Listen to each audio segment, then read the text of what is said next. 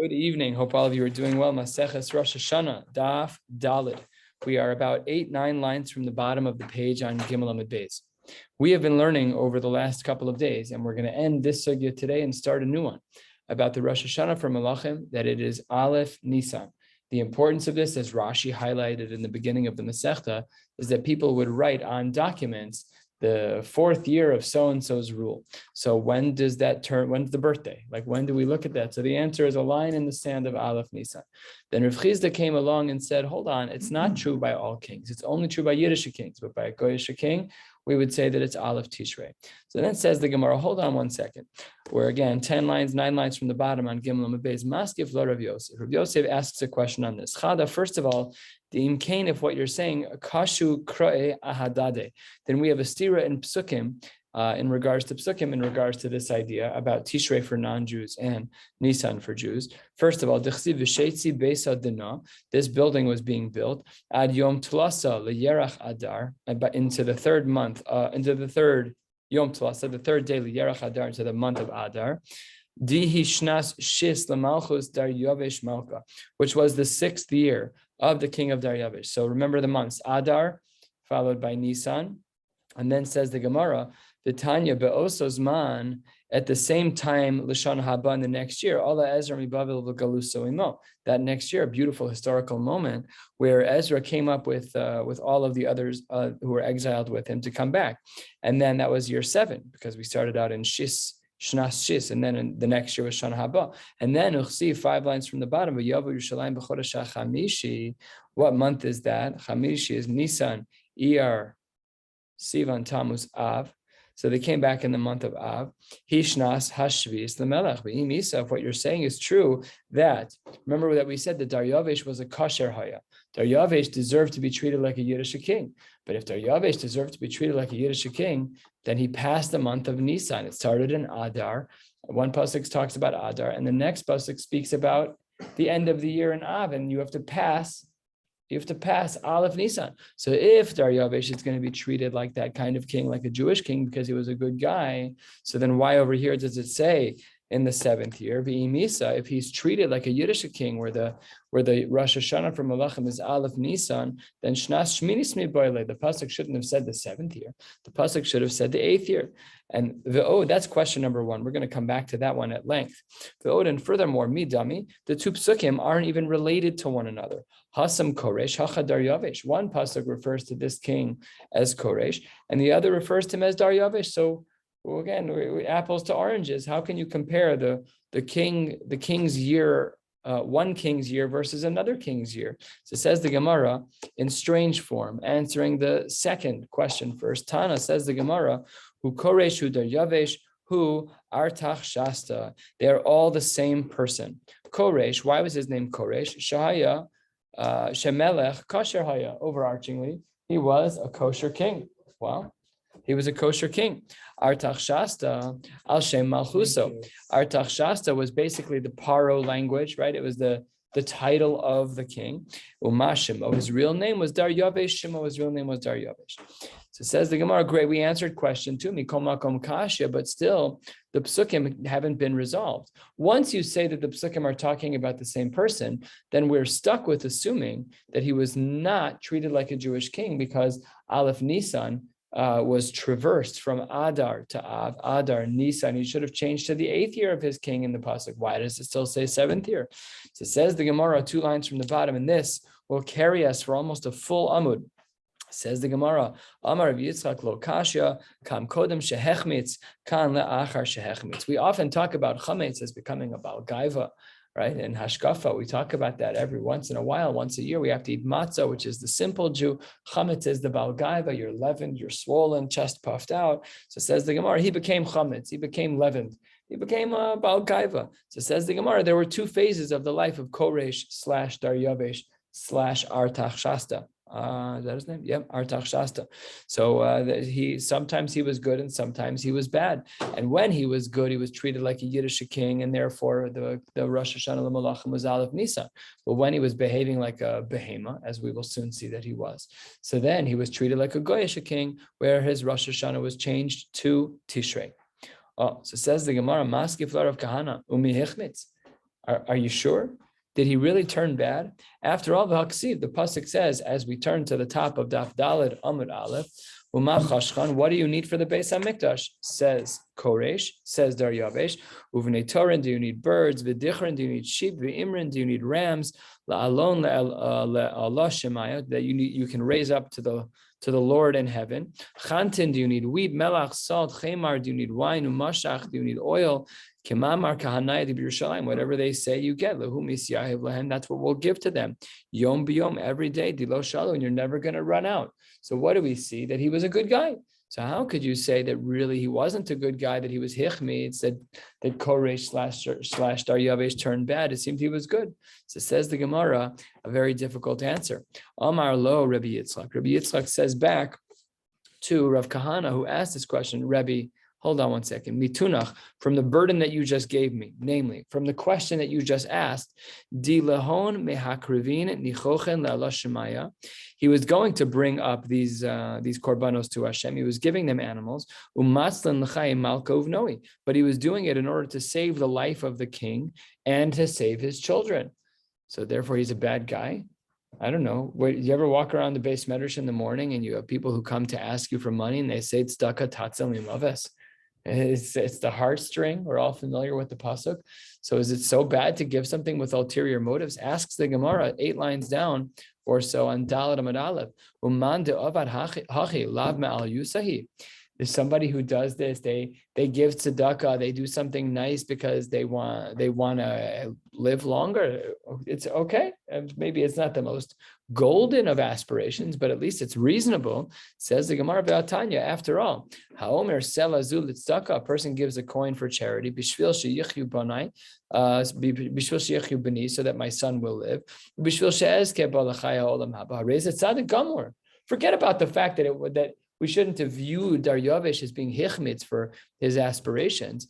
We treat that as tzidkus. That's a beautiful thing. Rashi here. All right, I need your help here. This Rashi is fascinating. So what did we say? We said that a person who gives tzedakah so that his child should live, or that he should merit olam haba, harez et tzadik gamor, says Rashi, 4th line, dibur hamaschal harez et tzadik gamor im ragil b'kach. Only if he does so regularly. Meaning, if you do so as a one-off, you're a Rasha. If you do so regularly, so what's pshat? What is Rashi saying? Fascinating Rashi. It seems to be what Rashi is saying is that this isn't a get out of jail free card. It's not pixie dust. You have to have a relationship with Hashem. You have to not just give tzedakah once a year, the Yom Kippur Yid, he shows up one. No, and not to be critical of that. Better they should come for that than come for nothing. But of all days, come for that day. But if you're going to give tzedakah only when you're in a bind, then a Kadosh Baruch Hu is your get out of jail free card. That's not how it works. You have to be ragil b'kach, and then you are a tzaddik gamor afal pi, that the intentions are negative. So that's a question. And the question is, how can you say that Daryavesh was hichmitz if under the circumstances he did something that we treat as tzaddik gamor? Says the Gemara, a very, very powerful answer. Lo kashya kan be Yisrael kan be ovdei kochav. When a Jew does something with ulterior motives, and weaving in Rashi, he does so consistently, maybe learning Daf Yomi could be a sample of that. Maybe learning at all could be a sample of that. Maybe coming to Shacharis, wearing tzitzis, wearing whatever. I don't know. We do a lot of things that are habitual and habit formed. So who says that those things are geshmak if they're being done for ulterior motives? It says the Gemara, if you're a yid, then you're a tzaddik gomer. If you're a goy, then that doesn't work. So it seems to be that the standard for the goy was a little bit higher, is that they couldn't have an ulterior motive, and therefore we assume that he was hichmitz, because the only reason he was giving these items to the Beis HaMikdash, to the Kohanim, was so that he could maintain his kingship, and that's considered to be an ulterior motive. So all of that was answer number one, that we assume that he gave so on condition of the longevity of his kingdom and for his the safety of his children, which is viewed as an ulterior motive. Here is a second answer. We're going to see 4 answers to this question. Here is the second answer as to how we know that Daryavesh was hichmitz, that he became a bad king, and his Rosh Hashana changed to a Rosh Hashana of Tishrei. Says the Gemara, where's another Makom Dichsi, when he was talking about building the building of the Beis HaMikdash, Nidbach and Dieven Galal Tlasa, he had 3 rows of stone, the Nidbach Chadas, and he had 1 row of wood. Very interesting word, not a very common word in Tanakh, but the whole language here is a very unique language. Anyways, so he had one rule, and it was protruding from the building. Why did he make some of the building out of wood? So says the Gemara, Savar, what was Daryavesh thinking? He was thinking, if the Jews begin to rebel against me, I have a great solution.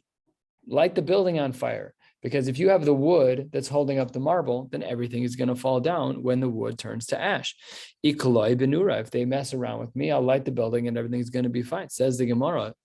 Well, if that's true, then we have a really big problem because Shlomo also used wood in the Beis HaMikdash. Says the Gemara 1/3 of the way down.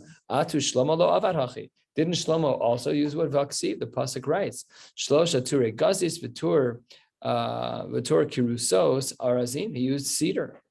So that's a good kasha. You're going to say that if Daryavesh used wood, he's a Rasha, but if Shlomo uses wood, he's not a Rasha. Says the Gemara, not so simple. 3 distinctions to make between Shlomo and Daryavesh. Shlomo avad milamala. Shlomo didn't put them in a structural place. Shlomo put them in a decorative place at the top. Ve'ihu avad milamata. He put it at the bottom, such that if in fact it was burned, it would cause for a collapse of the wall. Shlomo shake bevinyana. Shlomo had it kind of set in deeper into the wall. Ihu lo shake bevinyana. His was not set deeper into the wall. It was easier to access with fire.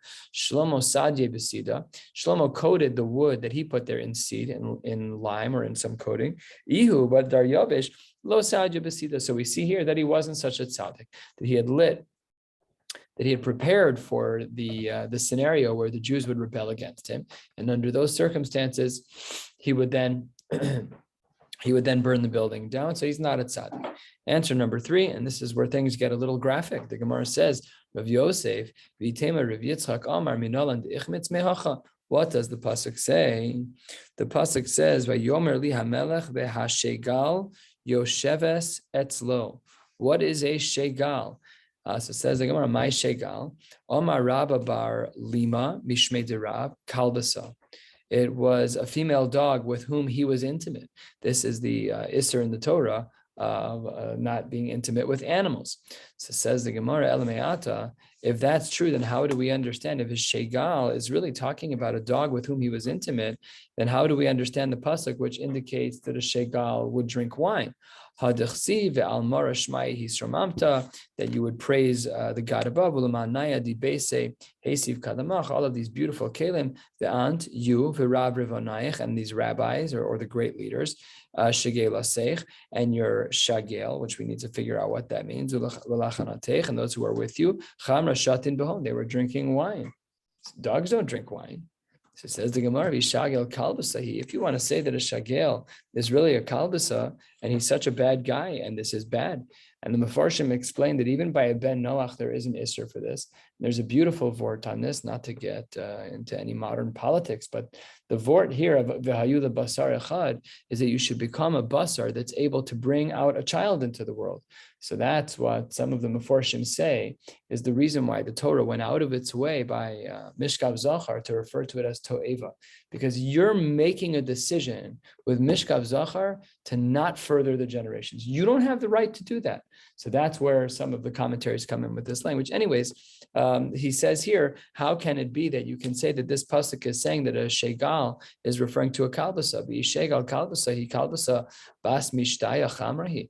Dogs don't drink wine. Says the Gemara, halokasha, there is a way where dogs drink wine. De milfale v'shasya. You could train them from the word aleph. Aleph means to learn. So says the Gemara that we can train them to drink wine. It's just what they get used to. Put a little bit of wine every day into the water bowl. In due time, they get acclimated to drinking wine. Elamayata, says the Gemara, hold on one second. How does the following nevuah make any sense? Dichsiv, the pasuk says, Benos malachim bikirosecha nitzva shegal liminecha bechesem ofir. This is a nevuah. The daughters of kings that are precious to you will stand shegal liminecha. The shegal will be on your right bechesem ofir with this beautiful jewelry. So says the Gemara, this is hard enough to understand in its regular form. What was the Navi saying to the Jews in this nevuah? So answers the Gemara, as a reward for the Jews loving Torah, kishegal la'ovdei kochavim, in the same way that this oved kochavim was interested in being with this animal, with the isser of bestiality. Zachisim l'chesim ofir. That's when you'll be zoche to having this beautiful jewelry, whatever the rewards are for Torah.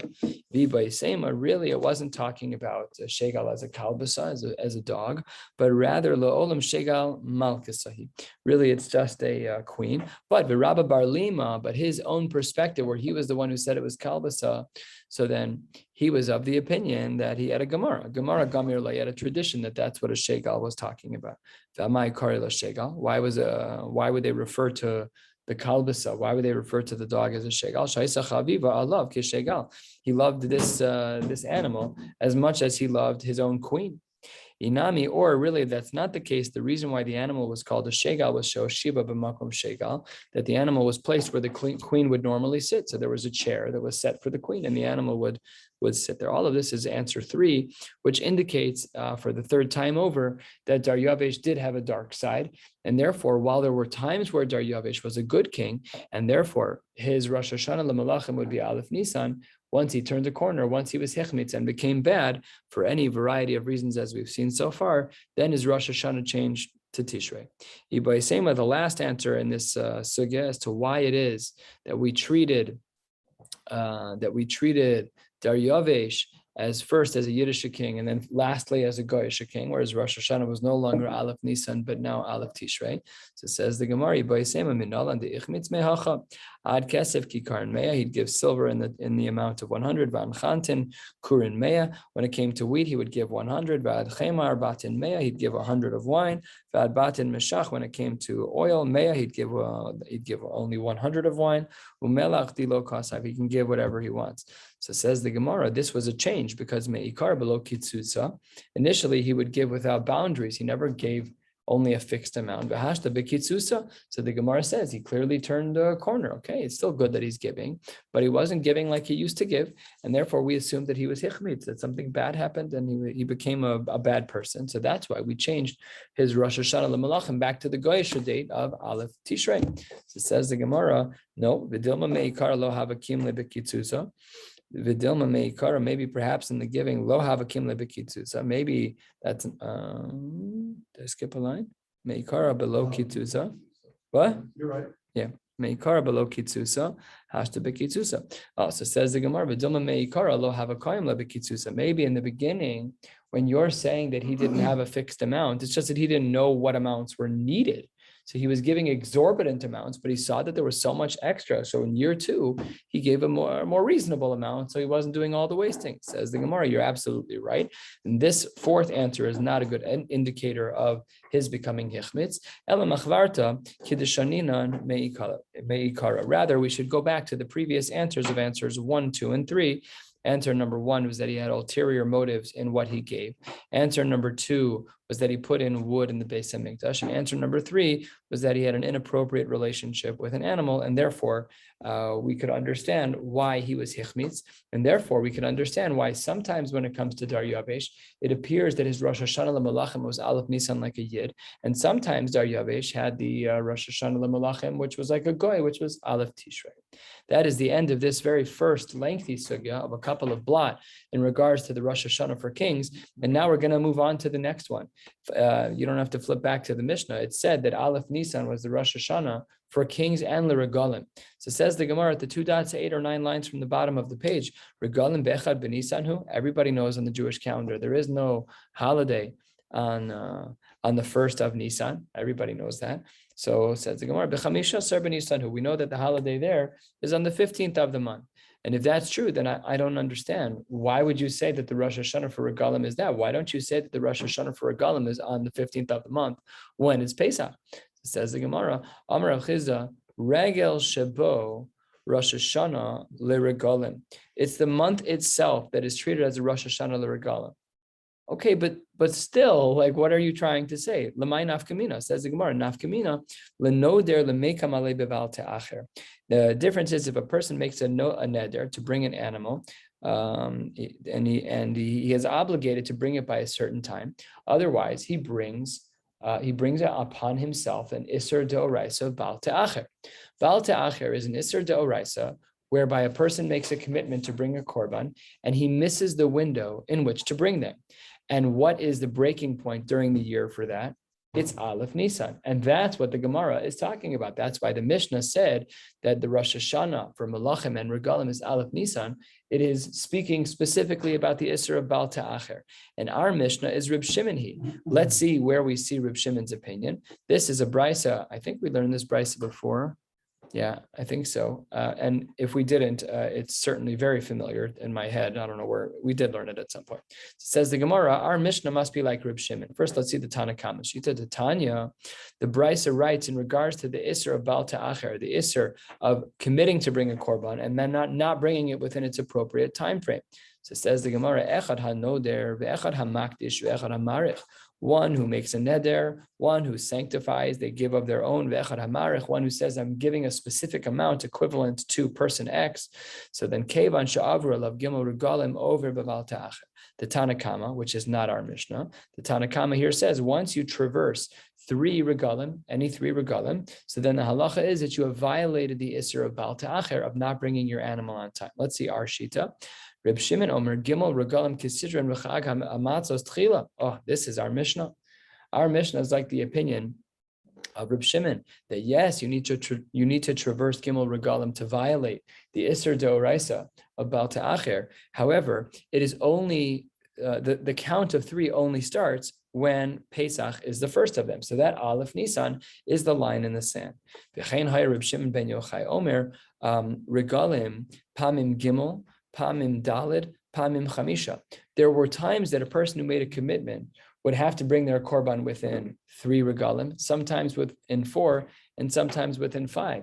And the reason that this happened is because the only way that Reb Shimon would say you violate the Isser Baal Ta'acher is when you violate 3 regalim, the first of which is Pesach.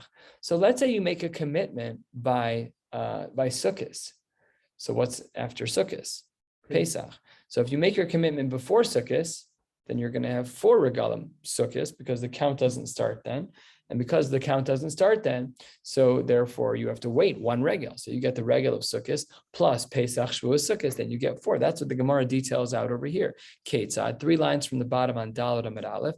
How do we end up with these various scenarios of 3, 4, and 5 chagim by which one will violate the Isser of Baal Ta'acher? Nadar lifnei ha-Pesach gimel. Let's say that a person makes a neder right before Pesach. So because Reb Shimon holds that the Isser deraisa Baal Ta'acher is when you violate, when you forget to bring your korban within 3 regalim, the first of which has to be Pesach. So since over here, the first one that you hit is Pesach, your count starts. And therefore, you get Pesach, Shavuos, and Sukkot. However, Lifnei Atzeres, if it's after Pesach but before Shavuos, so then Chamisha, because the count doesn't start till Pesach. So let's say that during Sfiras HaOmer, I make a commitment to bring a korban. So what's ahead of me? I have Shavuos and I have Sukkot. And then Reb Shimon says, that's when we start the count. Pesach, Shavuos, Sukkot. So he gets Chamisha, he gets 5 holidays before violating Baal Ta'acher. And Lifnei Achag, if a person were to make their commitment to bring an animal, a neder, or to be makdish, or to be ma'arich, whatever the case may be, and he does so prior to Sukkot, so then he has 4 holidays whereby he will then violate Baal Ta'acher. The first is Sukkot, and then his count of the 3 regalim begins with Pesach, followed by Shavuos, followed by Sukkot yet again.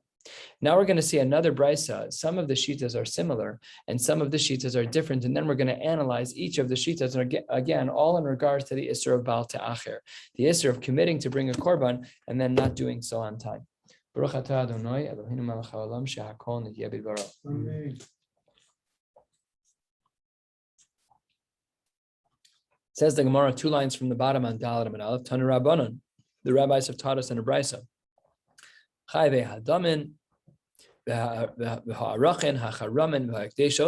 of these are types of commitments. These are all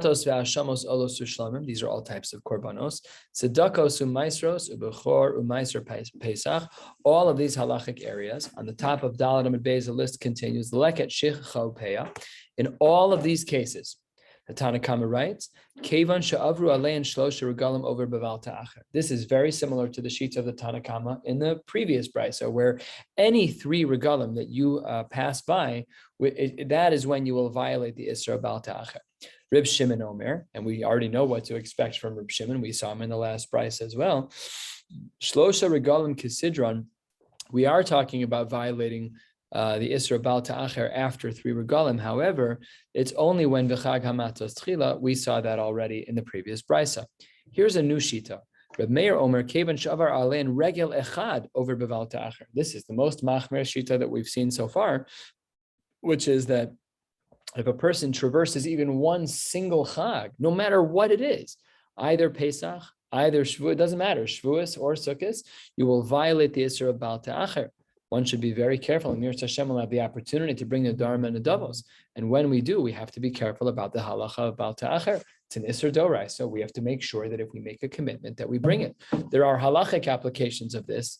I don't know if they're Doraisa, but let's say that a person makes a pledge to a base medrash and they never end up paying it. So I can tell you from the board perspective that every year we end up writing off a certain percentage of pledges, not because people weren't well intended. I'm sure they were. Maybe they fell on hard times, but you have a halachic obligation to do so. These are shilas that Roy Robinson spoke about. This shilah came up recently this year, not in our base medrash, but someone in another base medrash, in another shul, made a commitment to give someone in my family an aliyah, and they asked me afterwards if I'd like to participate. So they made a commitment of, let's call it $500, and they said, Phil, I want you to give $100. So I'm happy to give $100, but that doesn't exempt him from what he accepted upon himself. He's obligated, because we never spoke beforehand. He's obligated, l'chora, to pay that larger amount, irrelevant of what I add, because he made a personal pledge. That he did that without me knowing it. I can't offset his burden. So some of these things can be extrapolated. Is it halachically identical? I don't know. But one has to make sure that when they make a pledge that they do pay it. And here too, by the korbanos, the sheet of Rav Meir is very makbid that the Isra Bal Ta'acher can be achieved by making a commitment and then traversing even a single of the Shalosh Regalim. Line 5, Dalet Amud Beis. Rabbi Eliezer ben Yaakov Omer Kevan she'avru alein shnei regalim over Beval Ta'acher. It doesn't take 1 and doesn't take 3. Even if someone were to violate any 2 regalim, then they would violate the Isra of Bal Ta'acher, bringing their korban too late. Rabbi Eliezer, Reb Shimon Omer, Kevan she'avar alein chag Sukkos over alein beval ta'acher. This is probably the most unique of all the shitas, which is not only is it the case that you violate the Isser in one chag that we saw in Reb Meir, you violate the Isser Bal Ta'acher by having even one chag pass over in regards to timing, but it has to be Sukkos. So now the Gemara is going to analyze all 4 of the shitas that we saw. Let's go in order. Says the Gemara 8-9 lines down, my time of the Tanakama. Why was it that the Tanakama said that any 3 regalim work? Michti, let's see. Minai Husalik, the Psukim were already talking about all of these holidays. And if that's true, Lama li l'mahader u'michta v'chag hamatzos v'chag shavuos v'chag sukkos. If you look in the Torah and these Psukim, you'll see that all of these halachic discussions existed. All 3 of the chagim were spoken about. Why did the pasuk then circle back and detail b'chag hamatzos v'chag shavuos v'chag sukkos shma mina leval ta'acher? So the Tanakama holds that because of the seemingly extraneous nature of the words of Chag HaMatzos, V'Chag HaShavuos, V'Chag HaSukkos, because we already spoke about them, the fact that it's there is coming to teach us about the Isra Bal Ta'acher, that one is not allowed to bring their korban late. And how do I know how many holidays have to be traversed? So the Tanakama would say it's 3. So here's the second shita. Reb Shimon Omer, he said, Eino tzarech lomar b'chag HaSukkos shebo diber HaKasuv. Reb Shimon responds, hang on one second. I don't need Chag HaSukkos because the last section that was discussed before the pasuk said B'chag HaMatzos, B'chag HaShavuos, B'chag HaSukkos, Shabo Diber HaKasuv, Lama Nemar. Why does it say that Sukkos is mentioned there? Lomar Shezeh Acharon, to teach us that this is the last one. It was the last set of psukim that were discussed, and we mentioned it again because it was the last that was discussed. If Sukkos is the last of the 3, what's the first? Pesach. So that's why Rabbi Shimon says that yes, it's 3, but it has to start with Pesach. But Reb Meir, my taima, what is the reason for the shita of Reb Meir that one is obligated to bring their korban within and prior to the first of the shalosh regalim that comes upon him? Says the Gemara, Dechsiv v'vasa shama vehevesim shama, a double language, which seems to imply that the korban must be brought right away. The Rabbanon. How do you read that pasuk? If Rav Meir seems to understand that pasuk is for the Isser of Baal Ta'acher, that you're not allowed to bring your korban past any of the Shalosh Regalim, that's a problem for the Rabbanon. So the Rabbanon say you misunderstood that pasuk. Kahu le'aseh. That's talking about a mitzvah saseh to bring your korban. Take a look at Rashi 10 lines down or so from the top of the page. It's about 8 lines. That's probably more than 10 lines down. About 8 lines into the thinner lines. Dibur hamaschil hahu le'aseh. The Rabbanan are explaining hahu le'aseh the mitzvah saseh alav. Separate of the Isser Doraisa of Baal Ta'acher, there is also a mitzvah saseh alav lehavio beregel rishon. They hold that the psukim says vehevesim shama. It's not a negative language. It's even hard to understand how Rav Meir understood it. Rav Meir said vehevesim shama, and if you don't bring it, it's an Isser Doraisa. That's like saying, ukshartam leos al yadecha, and if you don't put on tefillin, it's an Isser Doraisa. Very strange. Very strange that Rav Meir learned the psukim that way, and the Rabbanan called him out on it, and they said that's not a negative language. That's a positive language. There's a mitzvah saseh to bring your korban on time. We have this all the time, that a person has a mitzvah to do something, and if they don't do it, they also violate an isser. That does happen. And then Rav Meir, what would you say in response to this? Since the Torah told you to bring it and you didn't bring it, mimela automatically kamle beval ta'acher. Again, a difficult assertion as it relates to the language of the psukim.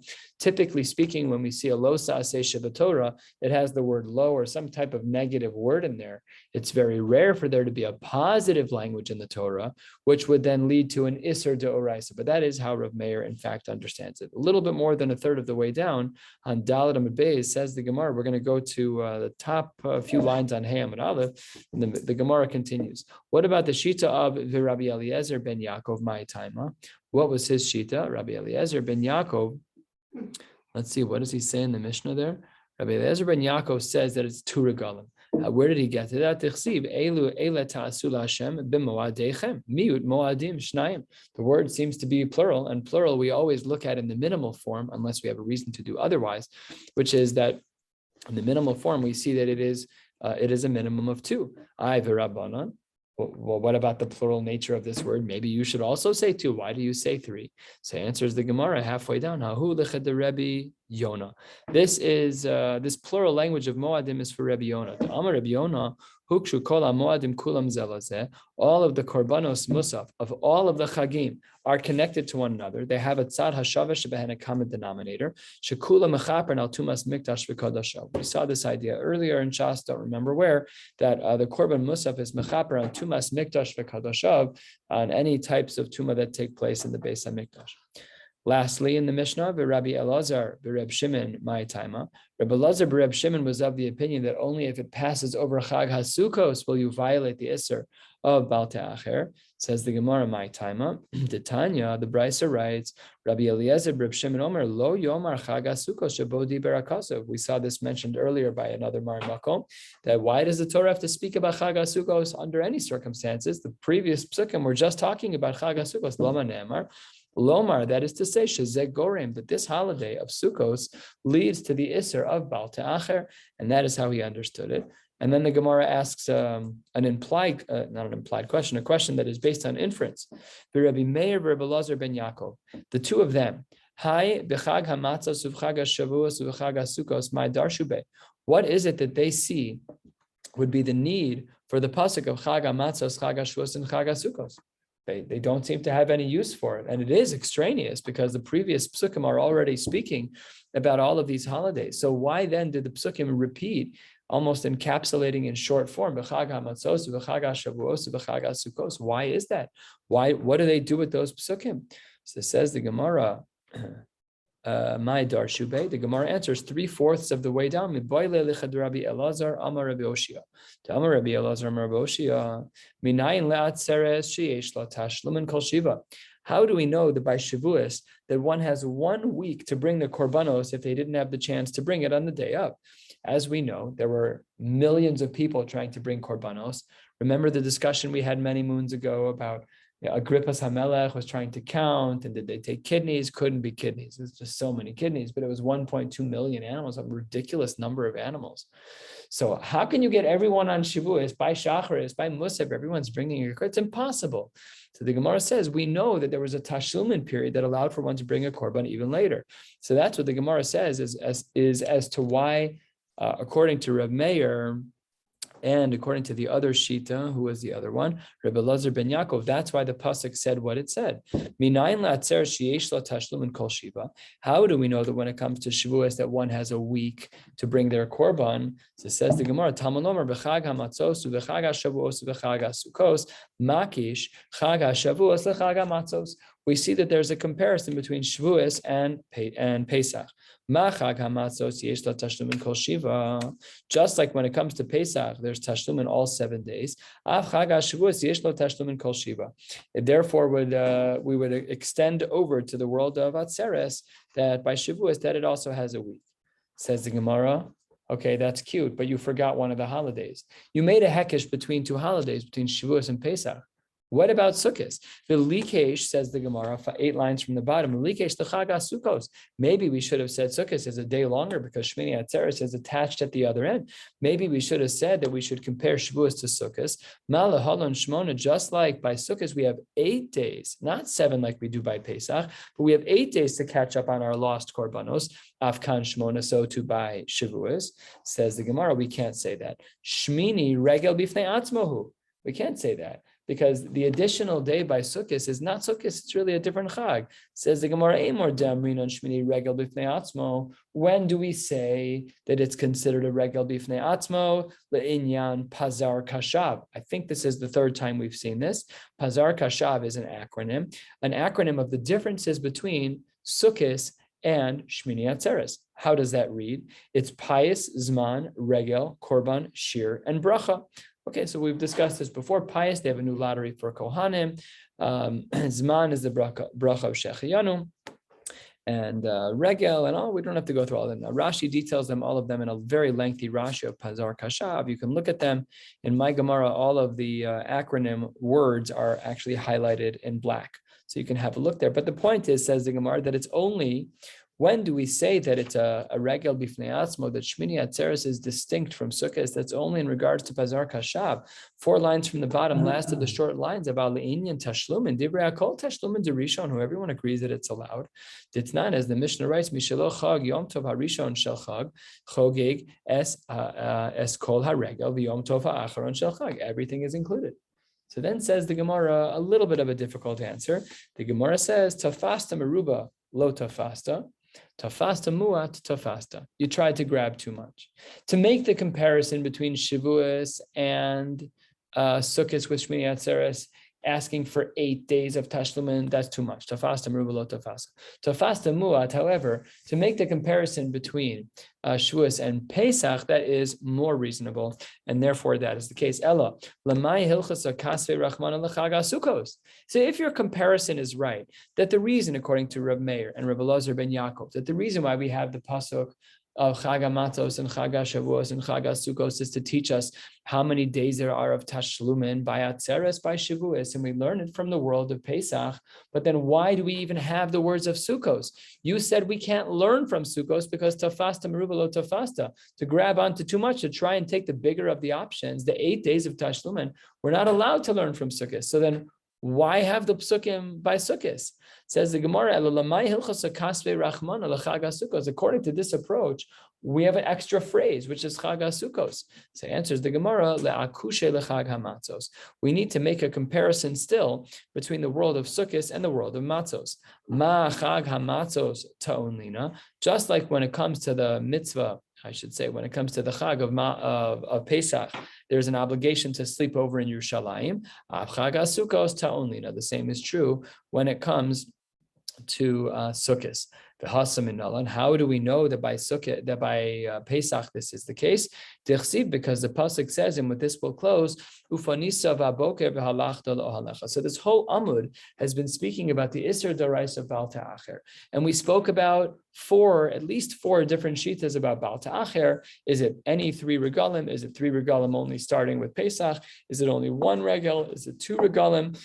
And we spoke about all of that over this Amud. And then our last major question of the Gemara was, what do Rav Meir and Rabbi Elazar ben Yaakov do with the seemingly extraneous phrase B'chag hamatzos u'b'chag Shavuos u'b'chag Sukkos?